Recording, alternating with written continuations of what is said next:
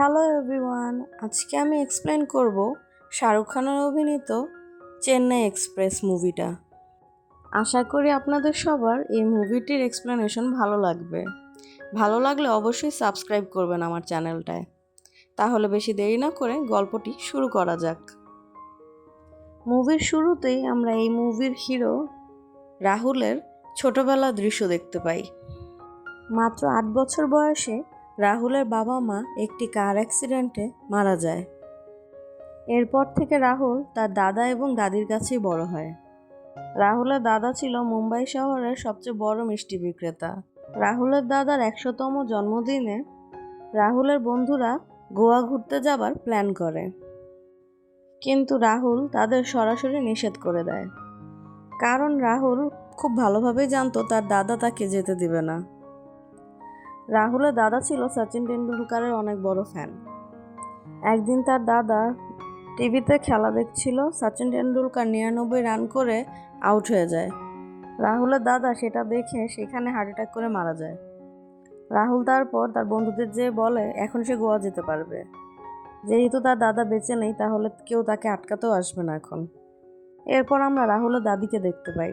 রাহুলের দাদি বলে রাহুলের দাদার শেষ ইচ্ছা ছিল তার অস্থির অর্ধেক যেন গঙ্গায় আর অর্ধেক যেন রামেশ্বরীতে বিসর্জন দেওয়া হয়।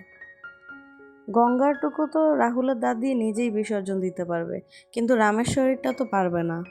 তার দাদি রাহুলকে অনুরোধ করে বলে যেন তার দাদার বাকি অস্থিটুকু রামেশ্বরে যেয়ে বিসর্জন দিয়ে আসে। রাহুলও সেখানে তার দাদির ইমোশন দেখে রাজি হয়ে যায়। এরপরে রাহুল তার বন্ধুদের সাথে প্ল্যান করে সে তার দাদিকে দেখিয়ে অস্থি নিয়ে সাউথে কোনো এক ট্রেনে উঠে যাবে এবং পরের স্টেশনে যেয়ে নেমে যাবে।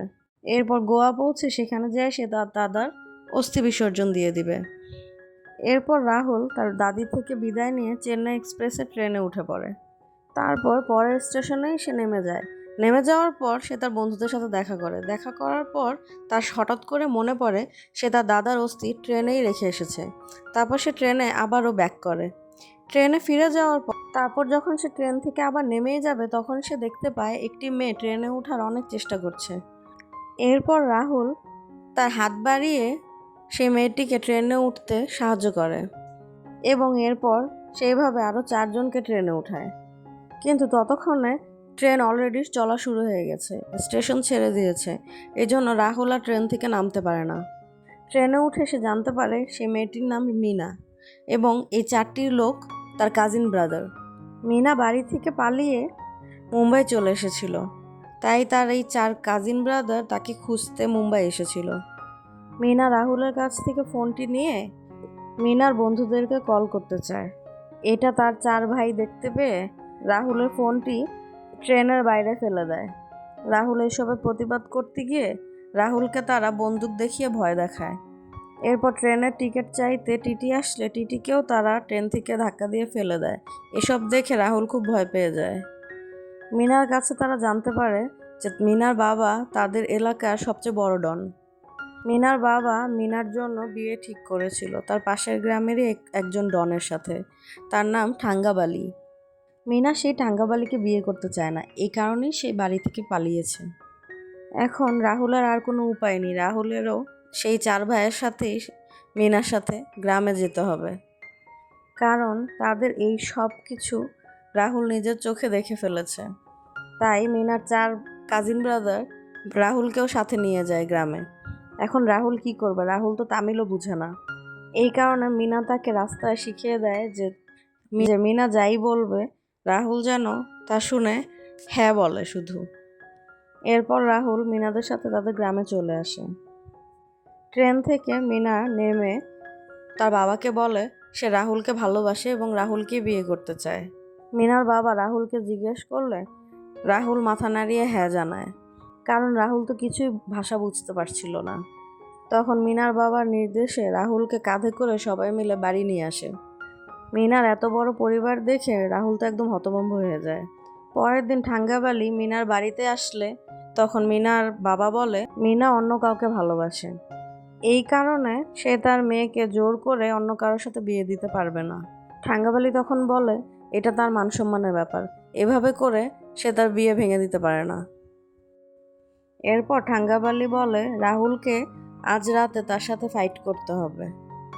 ফাইটে যে জিতবে মিনা তার সাথেই বিয়ে করবে। রাহুল তো তামিল ভাষার কিছুই বুঝতো না, এই জন্য সে হেসে হেসে মাথা নাড়িয়ে হ্যাঁ জানায়। তারপর রাহুল যখন বুঝতে পারে রাহুল খুবই ভয় পেয়ে যায়, কারণ রাহুল জানে সে ঠাঙ্গাবালির সাথে ফাইটে কখনোই পারবে না। মিনা রাহুলকে ঠান্ডা হতে বলে এবং বুঝায় যে তোমার ঠাঙ্গাবালির সাথে ফাইট করতে হবে না, আজ রাতেই আমি তোমাকে নিয়ে এখান থেকে পালিয়ে যাব। তাদের ফাইটের উপলক্ষে আজকে সেখানে নাচ গান এবং পার্টি রাখা হয়। রাহুল সেখানে অনেক মদ খেয়ে ফেলে এবং মিনার প্ল্যানের কথা ভুলে সে সেখানে একাই একটি বাইক নিয়ে পালিয়ে যাওয়ার চেষ্টা করে, কিন্তু কিছু দূর গিয়েই সে অ্যাক্সিডেন্ট করে পড়ে যায়। সেখানে পুলিশ শামশেদ তাকে পায়। পুলিশ শামশেদ তাকে একটি জাহাজে শুইয়ে দিয়ে বলে সকাল হলে এখান থেকে পালিয়ে যেও, কিন্তু তার ঘুম ভাঙে অনেক দেরিতে। সে তখন দেখে সেই জাহাজ নদীর মাঝখানে এবং সেই জাহাজে যতজন লোক আছে সব ইন্টারন্যাশনাল স্মাগলার। এর মধ্যে সেখানে পুলিশ বাহিনী চলে আসে। পুলিশ বাহিনী স্মাগলারদের সাথে রাহুলকেও গ্রেফতার করে ফেলে।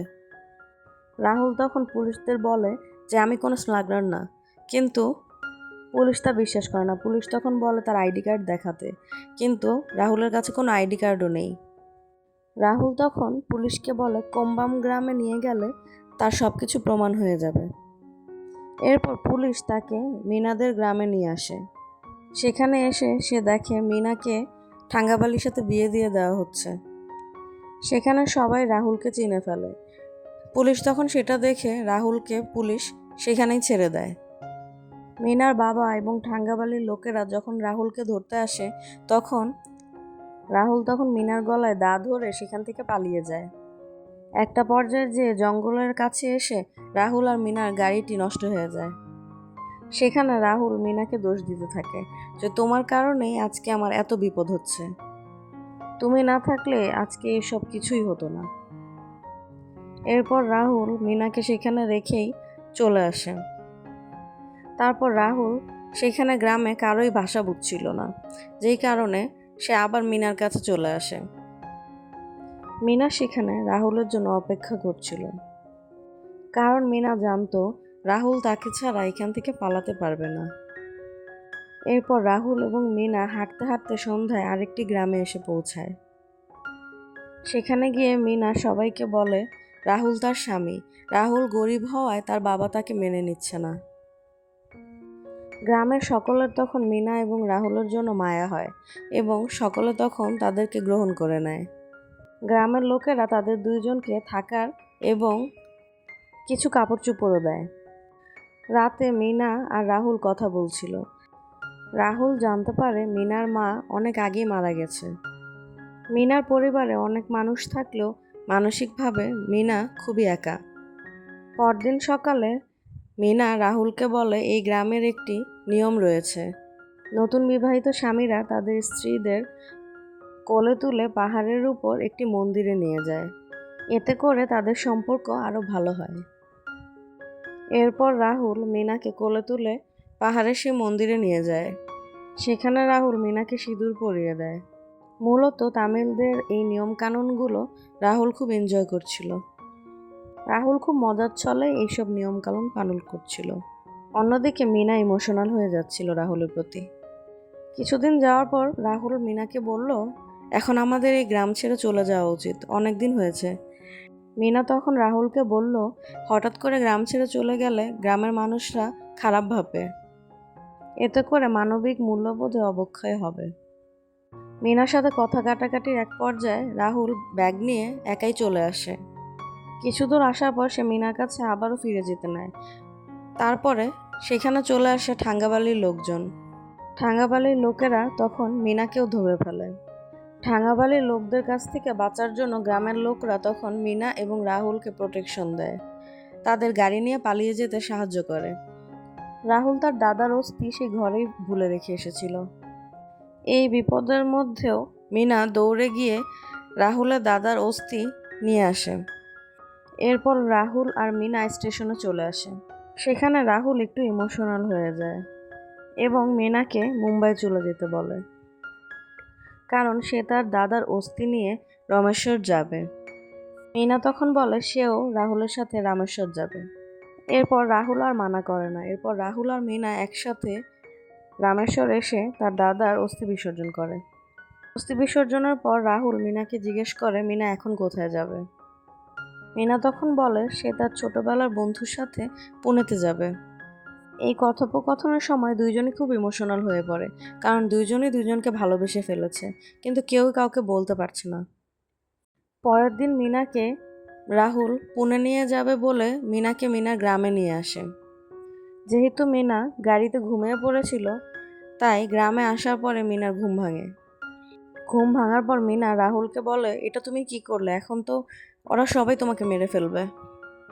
রাহুল তখন বলে সমস্যা থেকে পালিয়ে কখনোই বাঁচা সম্ভব নয়, সে ঠিক কাজই করেছে। এখন সে সমস্যার মুখোমুখি হয়ে সমস্যা সমাধান করতে চায়। এরপর রাহুল মিনার বাবাকে যেয়ে বলে আপনি অনেক বড় ডন হতে পারেন, কিন্তু একজন মানুষ হিসেবে বা মিনার বাবা হিসেবে আপনি একটুও ভালো না। নিজের মেয়ের ইচ্ছা চাওয়া এসবের প্রতি আপনার কোনো গুরুত্বই নেই। এরপর রাহুল বলে যে আজকে সে শুধু ঠাঙ্গাবালি নয়, গ্রামের প্রত্যেকটা মানুষের সাথেই সে আজ লড়াই করবে।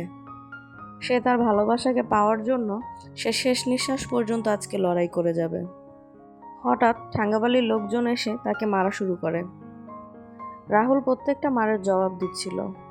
একটা পর্যায়ে রাহুলের দায়ের নিচে ঠাঙ্গাবালি চলে আসে, কিন্তু রাহুল ঠাঙ্গাবালিকে মারে না। তখন ঠাঙ্গাবালি নিজের ভুল বুঝতে পারে এবং তার পরাজয় মেনে নেয়। ঠাঙ্গাবালি তখন আরও বলে রাহুল দেখতে আকারে তার থেকে ছোট হতে পারে, কিন্তু রাহুলের মন তার থেকে অনেক বড়।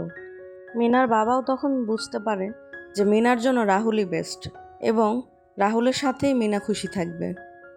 সেখানে সবার সামনে মিনার বাবা ঘোষণা দেয় যে মিনার বিয়ে রাহুলের সাথেই হবে। এখানে শেষ হলো চেন্নাই এক্সপ্রেসের গল্পটি। আপনাদের আমার এক্সপ্লেনেশন ভালো লাগলে অবশ্যই কমেন্ট করবেন এবং সাবস্ক্রাইব করবেন। লাইক ও শেয়ার করতে ভুলবেন না। Thank you.